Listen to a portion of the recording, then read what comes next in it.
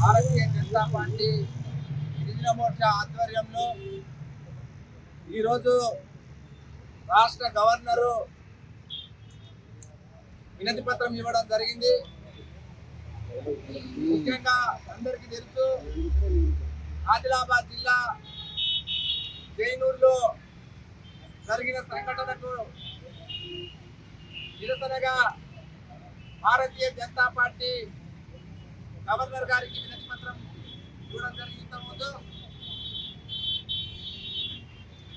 30వ తారీఖు నాడు ఆదివాసీ మహిళ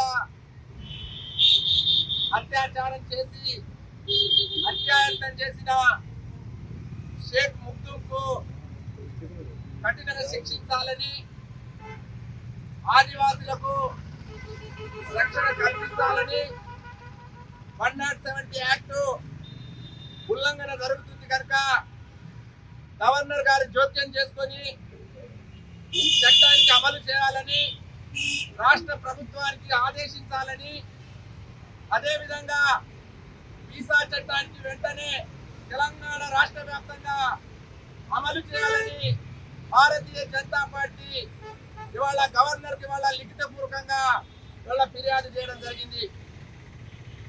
ముఖ్యంగా సంఘటన జరిగి జైలులో 20 రోజులు కావస్తా ఉన్నది.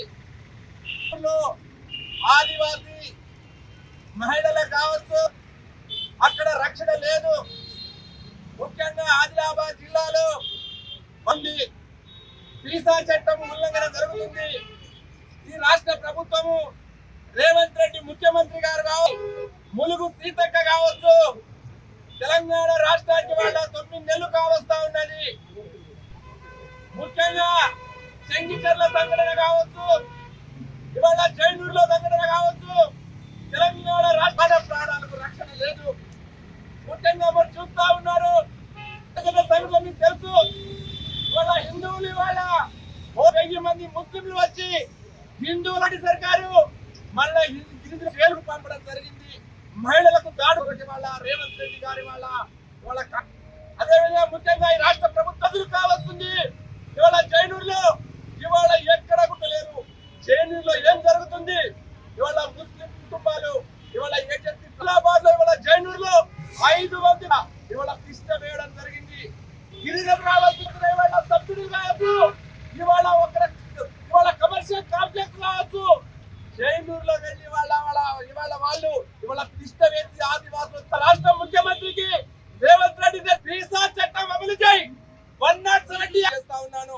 ఎందుకంటే అక్కడ అనేక విషయాలు రావడం, మంది కుటుంబాలు ఇవాళ ఆదివాసీ కుటుంబాల మహిళల నుంచి ఇవాళ కొంతమంది ఆదివాసీ యువకులకు చంపి ఇవాళ వాళ్ళకు పెళ్లి చేసుకోవడం జరిగింది.